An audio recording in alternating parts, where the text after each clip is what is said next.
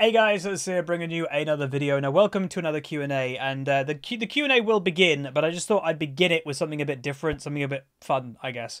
But a few weeks ago, I got a bit curious about, something, and what I will say, this is like a vanity thing, but people may remember my YouTube play button that we got, obviously, I don't know, what, a year and a half maybe ago, 2 years ago maybe. So this is for getting 100,000 subscribers, and obviously it's awesome. I love it. It's always been back there. Obviously we've taken it down, but it's awesome. I'll always keep this, and it'll be a great reminder. It's a little bit worse for wear in some places. Like randomly, it has never been on video, but that apparently isn't the best spot for it, and it's like fallen over, and it's a bit loose. It's a bit rattly here or there. So I kind of just contacted my person at YouTube and was like, you guys did a new design for the YouTube plaque. Is there, can I get that? Or is it just out of the question? You've got yours, that's it. Well, a week later, because they're like, I'll look into it for you. A week later, they got back to me and was like, there is a possibility for it. And I was like, So the possibility was like, you can get it, but you've got to buy it. So in the back of my mind, I was like, do I really want the new one? And I kind of did. So yeah, this one, the original one that you get, or the first one that you get, is for free. YouTube will give it to you for free. But because mine's a little bit damaged, and it's the old model, it was really nice that YouTube was like, yeah, you can get the new one if you are okay with paying for it, basically. And I was like, that's okay.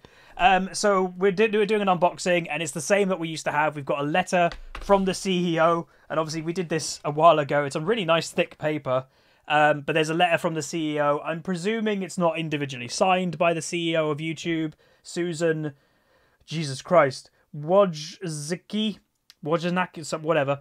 But it's basically just congratulating you that you got 100,000. And again, I probably didn't look after the last letter I got, so I might do something with this. Maybe I'll frame it. I'm not really sure, because obviously that's pretty cool in itself. But yeah, this is, again, we did this a couple of years ago, so it kind of feels weird to do it again. But here is the updated play button. So obviously the design has changed quite a bit, and obviously I do prefer the design of the new one. It's a lot more modern, and it's, a bit hard to see on camera, but it's, blended in really nicely there. And if I bring it in as close as I can, so yeah, presented to, it just says Huzzy, not Huzzy Games, for surpassing 100,000 YouTube. So I think it looks a lot more modern than this one. Let me know what you guys think if you're watching live on Twitch, or if you're watching in the video. Let me know what you think. I think the new one is a bit nicer.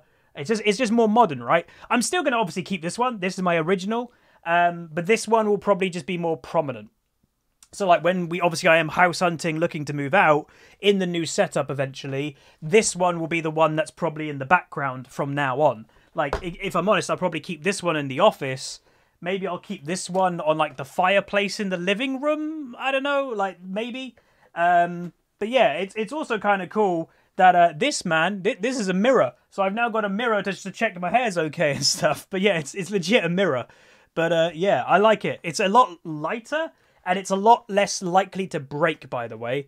Because there's no pieces. It's one piece of aluminium. This is proper metal. So it's less likely to break. So that's also kind of nice. Because yeah, as I said, that one, the old one, has fallen over several times, and it's a bit worse for wear. And again, that's not just, that's not bad looking after it. When I've had it there, it's fallen over. The only thing is, I don't know, this isn't going to stand up by itself. So the old one could kind of just stand up, but I guess it wasn't supposed to. This one we are going to have to properly frame. But yeah, so there is my updated play button. So we are one of the very few channels on YouTube that have two play buttons for the same channel. Yes, there are YouTubers that have multiple channels that have surpassed 100,000 or 1 million in some cases. But these are the same channel. These are both for Huzzy Games. And obviously this one says Huzzy Games. Why does this one say Huzzy? I asked for it. They were like, what do you want it to say? Do you want it to say Huzzy Games? I was like, nah, make it say Huzzy. Why not? But there you go. That is the updated play button. And what we'll do now is move on to the Q&A. And hopefully you guys enjoyed this. I thought I'd share it with you guys because I think it's pretty cool. Yeah, so there's that. It's very shiny. And yeah, some people said it's harder to read. It's not harder to read. That's just the camera. It's the lighting and the camera. In real person, yeah, really easy to read. But that's going to be it. Enjoy the Q&A. See you guys next time. Peace. Alright, so hey guys, so welcome to the Q&A part of the video. First thing to mention, two updates. First update is I will be live right now on Twitch of this video being uploaded if the subathon is still going. So if you do want to go watch the subathon, go watch me live stream, then come back to this video, because obviously this video isn't going anywhere. Feel free to do that, twitch.tv/HuzzyGames. Let me know that you're coming from watching the Q&A if that is you right now. So that's the first thing to say. Come check out the subathon. It's going to be a bunch of fun. Secondly, there will be gameplay about to happen during this Q&A, so I'll shrink in the bottom right of the video. But why is there probably a big quality difference of what you just watched in the unboxing video to now this? So welcome everybody to my new camera setup. So I, for a while, have been pretty unhappy with the camera quality. We were using this. It's a Logitech Brio webcam. Don't get me wrong, it's a really good webcam, and I've used it now for the past couple of years. But the problem with this, in order to get the maximum out of this webcam, and really any webcam, you need really good lighting. A lot of people underestimate how good lighting you actually need to make a camera look good, and I don't have good lighting. I know I don't. For a professional YouTuber, it's not great lighting. Maybe when I move out, I'll be able to get better lighting. But I basically just use a bulb up there. That's all the lighting I use.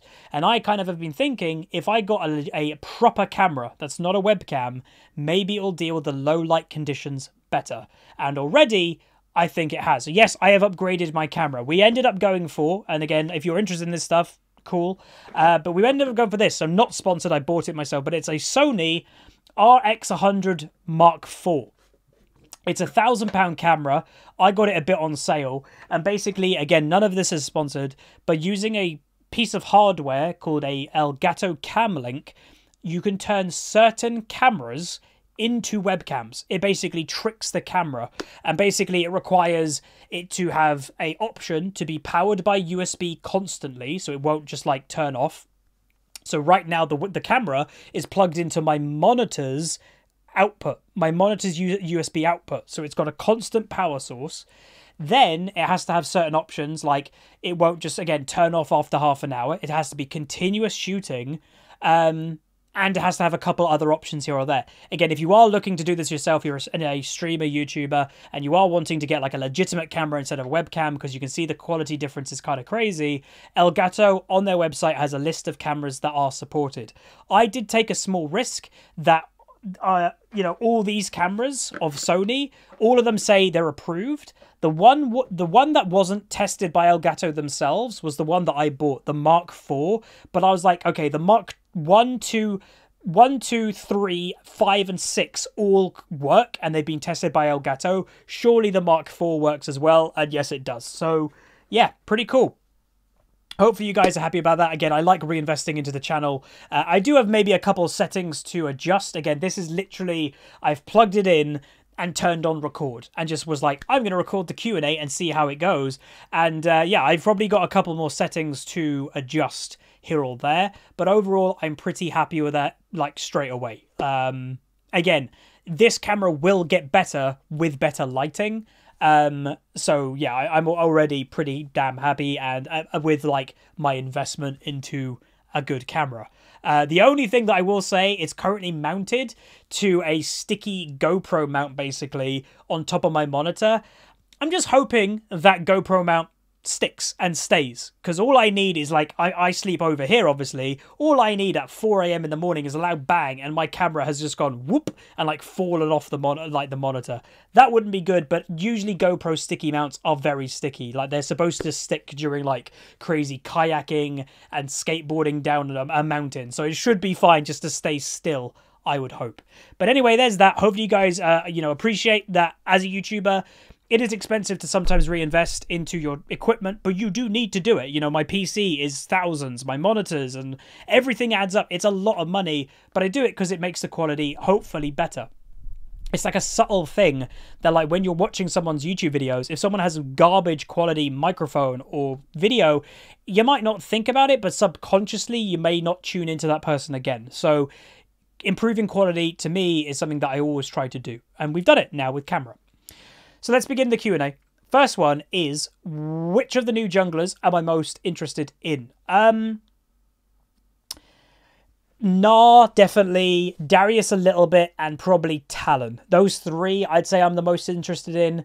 I will say, full disclosure, I'm recording this after I did my recording session today, and we did do Gnar Jungle. That video will be coming out in the next couple days, and yeah, it's very interesting. I definitely don't think all these junglers are suddenly going to be overpowered. I actually think a lot of them are going to be just weak, but it does give you more options in the jungle, which is never a bad thing. So yeah, those three though. Gnar, Darius, and well, they have Talon, and a little bit of Zed, I guess. Next up is, what do I think of the season and the current game balance so far, and what would I do to change it? When it comes to game balance, I'm never that fussed, if that makes sense, unless it's something that's literally broken and Riot's ignoring it, like you remember the Ardent Sensor meta and stuff like that. It was just boring. Again, people may say, what about the Sona and the Soraka top lane thing recently? Again, it was a negative, sure, because it was very cheesy. It didn't feel like it was good. You know, it wasn't good League of Legends play, obviously, but I don't think it was necessarily a bad thing. What I mean by that is sometimes when crazy stuff like that happens, it makes the balance team at Riot actually kind of go, oh, we need to do something about this. And maybe they will finally do something about properly top lane. Like, you can still climb as top lane. You know, the #1 ranked player right now in the US is a top laner. So it's not impossible, but it just doesn't feel healthy, is what I'd say.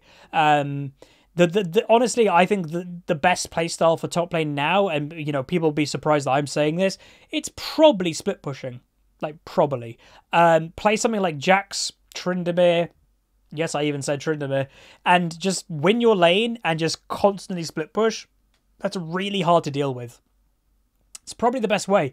But as for game balance, I'm not that fussed. I think it's fine as it is.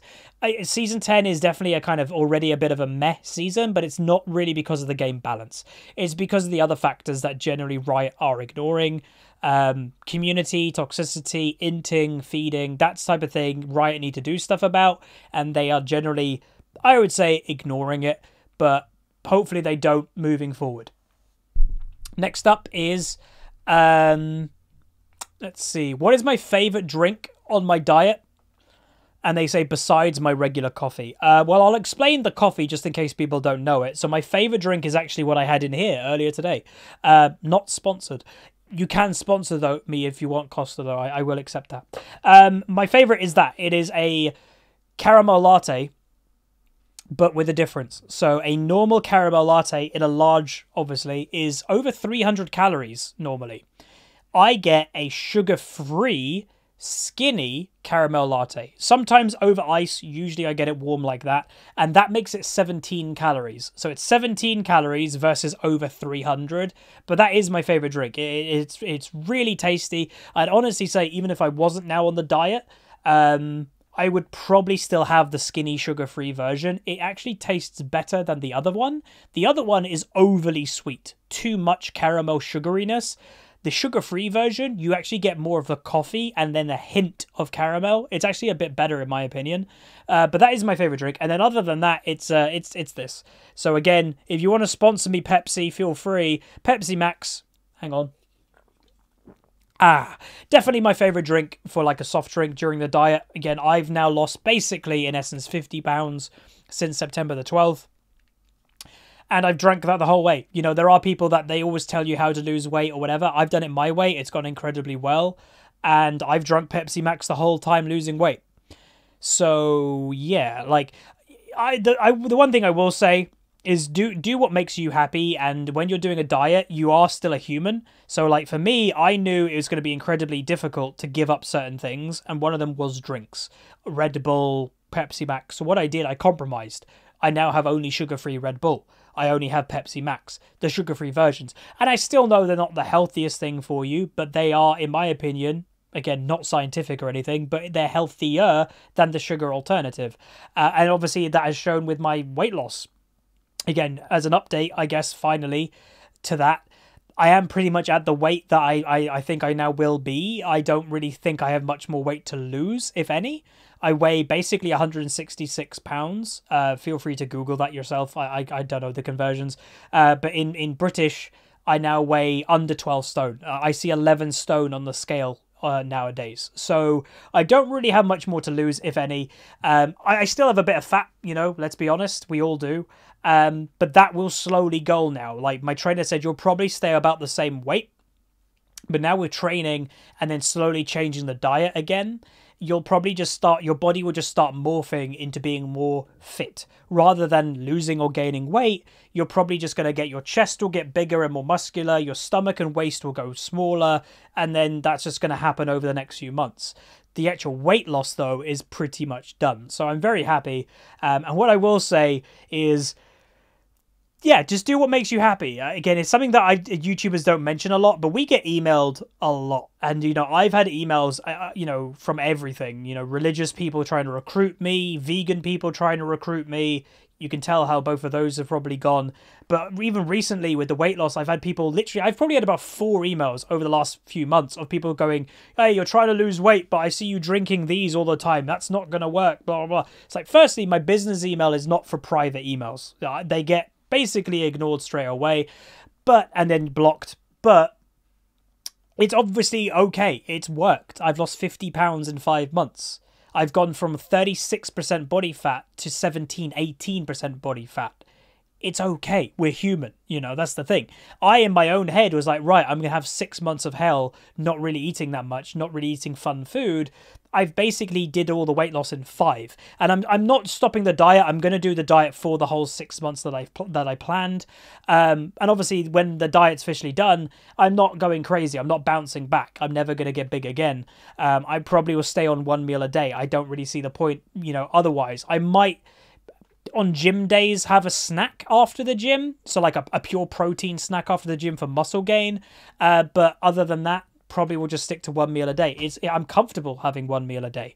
So yeah, and then obviously I do need to reintroduce carbs to my diet. I basically have had no carbs for 5 months, but that's going to have to be a very slow reintroduce. If I go from having no carbs to having carbs every day, I will actually probably put on a bunch of weight. I'll balloon because my body isn't used to having carbs. So I will slowly reintroduce like carbs, like a little bit of rice twice a week or something, and that's how we'll do it. But yeah, really happy with how it's going. And yeah, the coffee and Pepsi Max definitely my favorites. Next up is how easy is it to win lane every game? Depends what type of player you are and what champion you're playing. If you're playing a champion that is literally designed to win lane, then arguably it's not that difficult because that is literally what your champion is designed to do. If you're playing something that isn't designed to win lane, then obviously it's harder. Because, like, yeah, you hear it sometimes of going, oh, dude, I'm stuck. My teammates suck. I win lane every game. You're like, oh, okay, you win lane every game. What do you play? I play Renekton, dude. It's like, well, yeah, you're kind of supposed to win lane every game. If you don't win lane, then you've somehow sucked on Renekton. So, yeah, there definitely is, like, a limit, I'd say, on, like, what champions you're playing, how are you playing them, but also what would you define as winning lane? Is winning lane just in lane phase, the first 15 roughly minutes of the game, or if you finish a game and you see victory at the end of the screen and you ended the game good and your opponent fell off, do you then see that as winning lane? There's a bit of a grey area technically of what winning lane is, but yeah, depends what you define it as, I guess. Next up is how do you farm as a close range versus long range? I'd say a lot of people do it wrong, that they get really impatient. Go for farm that you know you can get rather than go for every single farm. You know, generally, I would say as a general rule of thumb, not always, but generally, if you're in top lane, for example, most melee champions will eventually beat most ranged champions eventually. Even something like a Ryze is going to struggle in mid to late game against like a really powerful bruiser. You just have to not let the Ryze get too far ahead. And the worst situation is, okay, you're going to lose about half your farm because of the poke. Fair enough. But if you get impatient and then you also get killed and then also lose farm, well, that's the worst situation that can happen. So if you be a bit patient about it, play smart, go for farm you can, let your lane push up. Also, the 3 Rejuve bead is very effective against ranged champions. That's okay. Like, but also know when to sacrifice farm. You don't have to get every farm when you're in a tricky situation. Next up is, what do I think of the Ornn build?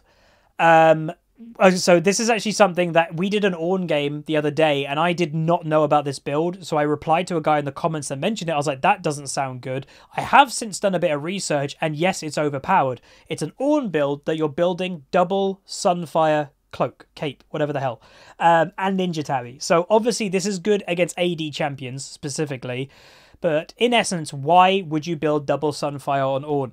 Because, you know, oh, it's a unique passive. You're not getting 2 immolates. You know, there's not 2 burning effects. Only one of them will have the burning effect. So isn't it a waste? No.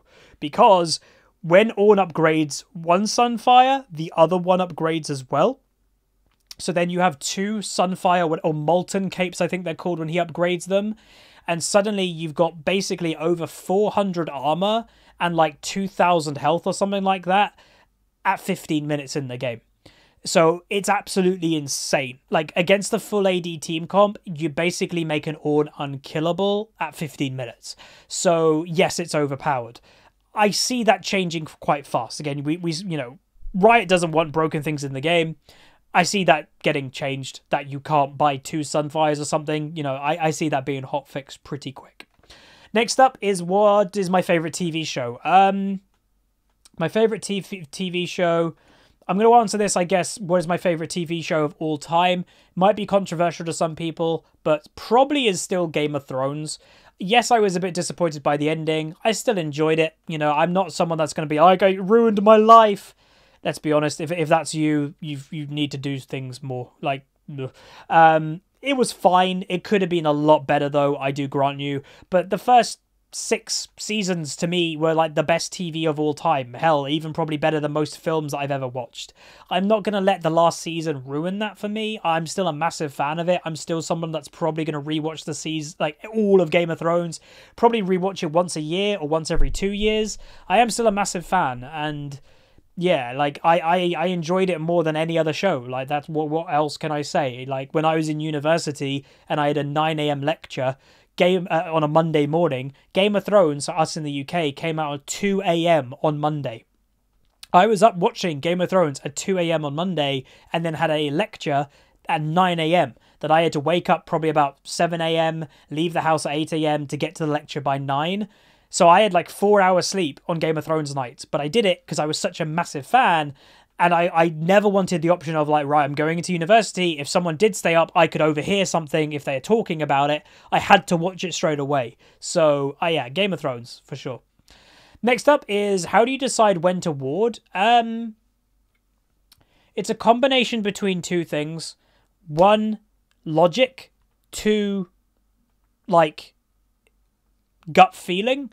So, yeah, I'd probably say it's a mixture of those 2. It should be logic more than gut feeling, but never deny your gut feeling, especially if you've played for a long time. Well, I call it the Huzzy Hunch, that sometimes I just have a feeling, and I'm like, I think the jungler's going to come bot, so I'll ward bot. It works. You know, when you've played the game for a long time, for some reason you get like an intuition of what's going to happen. But generally it should be logic first, because logically you're like, right, logically, where is the jungler going to be? Boom. That's usually what you should try and do. So, yeah. Let me just quickly do something. I'll just edit. Give me a second. Okay, sorry about that. I'm back. Next up is, you have never endorsed one-tricking to climb, but have claimed some champions are one-trick champs like Katarina or Riven. How do I differentiate between these 2? They're not really linked. So, maybe I've never, like, explained it well.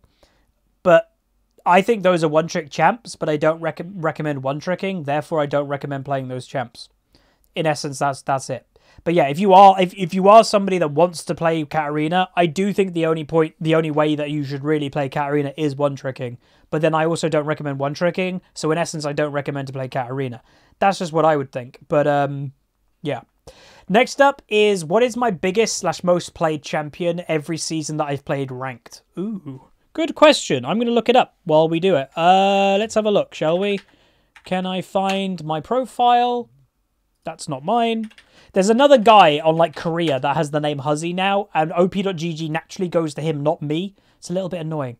Right, so Season 1, unfortunately on OP.gg doesn't show, but I can tell you it was Fiddlesticks with 4 games played. I lost all 4, by the way. I played 6 games in Season 1 in total. I lost all 6.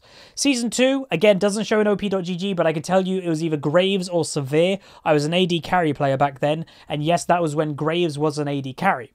Season 3, so it does start showing, and it's Lee Sin. Season 4, Lee Sin. Season 5, Lee Sin. Season 6, Gangplank. Season 7, Malzahar. Season 8, Malzahar. Season 9, Jace. And right now, Victor. So there we go. It's a pretty big range, I guess. And just worth noting, my most played I ever played of a single champion was in one season, I think was then, would have been, yeah, so it would have been Season 7. I played 50... Oh, maybe it's Season 8. It's Season 7 or Season 8. I played around 60 games, 60 to 65 games of Malzahar. That is the most I've ever played on one champion in a whole season, ladies and gentlemen. I really do not play the same champion a lot. I think a lot of people really underestimate, like, I don't play that much, like, compared to a lot of people. The reason why is if I played, I don't know, 100 games a month, so I played 1,200 games a year, I know I'm going to get burnt out. I just know I am. I can't risk getting burnt out of League of Legends when it is my job, because that would suck for content. So I don't play a lot to make sure that I'm kind of always a bit fresh to play League. I'd rather be wanting to play more League than not wanting to play League, if that makes sense. So yeah, I've never played a lot of League at all. I don't know, maybe this, like, I could see, like, what I will say, I can see myself playing more when I move out, because I will be streaming more when I move out, especially at nighttime and stuff, playing more solo queue. So maybe when I move out, we'll play more, but right now, not so much. But yeah. Next up is... Do I think adding more champs to the jungle will actually make the role more appealing to players in low rating? No. I think it was a really weird fix that Riot did, because it didn't address any of the problems that jungle has. Jungle is by far the most influential role in the game right now, but not for, like, all positive reasons. If you have a bad jungler and the enemy team is a good jungler, you've 99% of the time lost the game. You can't really say the same about all the other roles. If your top laner is bad versus theirs, top lane's hard to carry on. Same with mid lane, like jungle, if your jungler doesn't go for any of the dragons, so the enemy team gets all the dragons and the dragon sword, that sucks. If the enemy gets both Rift Heralds and uses them to push mid, that sucks. If the enemy jungler takes all the neutral camps and gets 3 levels ahead of an XP that your jungler cannot catch up on, that sucks. Jungle is by far the biggest influential role when it comes to differences in the game right now. But the problems with jungle, I'd say, were 3. And adding more champions doesn't fix any of the 3. So the 3, 1, the reason why people don't want to jungle, 1, the pressure. Jungle by far is the most pressured role in the game. It's not even close. Again, the amount of jobs the jungler has. Oh, jungler, gank my lane. Oh no, gank my lane. Help me win my lane. Oh, push in the lane. Oh, freeze the lane. That. Oh, jungler, take the dragons. Oh, jungler, take the scuttle crabs. Oh, it's insane how much jungle has to do. So firstly, the pressure. Secondly, you're the scapegoat to pretty much every single game that goes bad. Oh, we lost, jungler's fault. 90% of the time, everybody blames the jungler. After that, it's the support's fault. But generally, it's jungler, then support. Thirdly, it's the hardest role when it comes to game knowledge in the game. And again, not even close.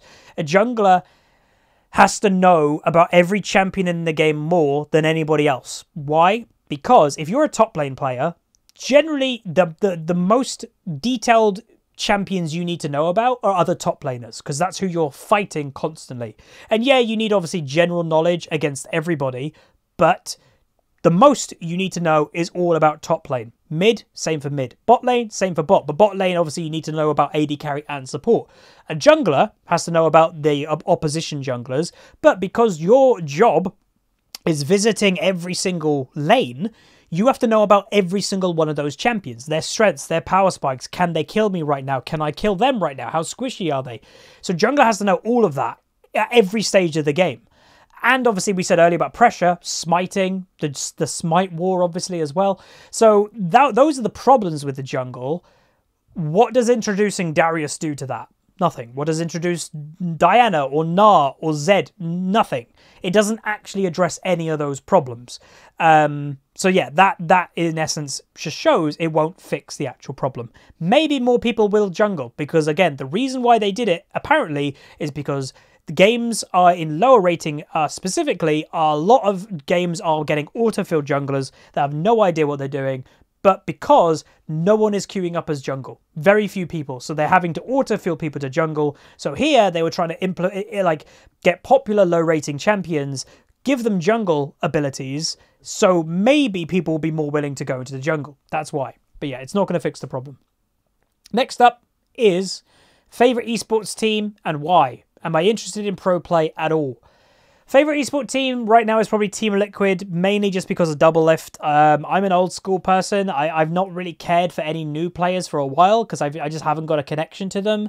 I've watched League of Legends, or did watch Pro League Legends, literally from the beginning. Like, just straight up from the beginning. I was there, you know, I was originally a TSM fan for years. And then a lot of them old school players left. And then I kind of was like, oh, who am I going to support now? And really the only old school player that I enjoyed that was left was Doublelift. So obviously he did eventually join TSM and then got kicked. So I just followed Doublelift basically to Team Liquid. And yeah, I do miss kind of the old school vibe that League had. Like, it's weird because yes, it's more professional than it's ever been. It's bigger, it's technically better, but I do think personality is missing from it. There used to be like a real big vibe of like everybody knew each other and like they were us, you know. That, I think that's a weird thing to say, but when you watch the old TSM vlogs from Season 2 and Season 3, you just saw you in those vlogs. They were just normal gamers. Well, now it's basically become like pro football. I know that's technically a good thing, but to me it has lost a bit of its esports soul, if that makes sense. But I am interested in pro play, but for the life of me, I can't watch it anymore while having it audio on. It sounds harsh, but I just can't deal with the casting nowadays. I think, without getting crazy into it, I think the biggest issue that I think I now deal with and why I can't listen, too many casters, I think, believe the stream is their show, if that makes sense. If I'm tuning into LEC or LCS, I literally don't care who the caster is. I want to watch pro play and just tell me what's going on in the game. I don't need some made-up storyline that you're pushing. I don't need a history lesson about an organization while we're watching a game. Just commentate what's in front of you. Tell me what's going on. That's all I need to know. Too many commentators are doing extra things that I think are actually hurting the experience. Giving me, again, I hate when the casters give history lessons in-game. I do that on the desk where I can definitely mute it. In the game, let me know about what's happening in the game. And yeah, it just kind of bothers me a lot. So I end up watching on mute, and then watching on mute for an hour is really boring. So I just tune out. So yeah, I would like to watch it though, but I definitely think casting is definitely the weak area in pro play right now. But that's just me. Next up is what champions did I play when I started playing League? Fiddlesticks and Kennen, I think, were the top two. Maybe a little bit of Kayle as well. But yeah, those two primarily. And then for the first season, I wasn't a massive diverse player. Season 2, I diversed a bit, but then Season 3 is really when I became Huzzy, if that makes sense. Oh, Huzz, you're playing random champions? Yes. So, yeah. We'll do a couple more. Do you play any tabletop games? If so, what are my favourites? Not really, but I'd love to. With moving out and stuff, I am hoping that that will become more of a thing, a more common thing. Friends coming over, playing board games, etc. I do like board games quite a bit, But yeah, just I haven't really had the chance. Friends, you know, when you're in your mid-20s, careers are very important. Obviously, not just for me, but my friends. So it's sometimes hard to find time to get everybody together. It's like, oh, 2 of us are available, 2 of us aren't. We're a group of 4. 3 of us available, but 1 of them isn't. Oh, should we do something without them? So it's a bit awkward. It'll be a lot easier when we have an actual like headquarters. Like, oh, Huz has a house. Obviously, they don't call me Huz, but Huz has a house. We can then stay over here. There's no pressure, whatever. That will be good. So we will be playing more. I am looking forward to play Risk. We've got Game of Thrones Risk that we've always wanted to play, me and my friends. We've got the League of Legends board game that I bought, but I never have played. And like, I don't know, Sheriff of Nottingham and stuff like that should be pretty fun. But yeah. And then we'll end on, does pineapple belong on pizza? No. No, it does not. But that's going to be it. Hopefully you guys enjoyed the Q&A. Hopefully you enjoyed the new camera. Again, probably have got a little bit of tinkering to do here or there. But I am overall pretty happy with it, like how it's looking out of the box. So let me know what you think. Remember, if you finish this video while it got uploaded, we might still be live, twitch.tv/HuzzyGames. Come check it out. Come join in. And I'll see you guys in the next video. Goodbye.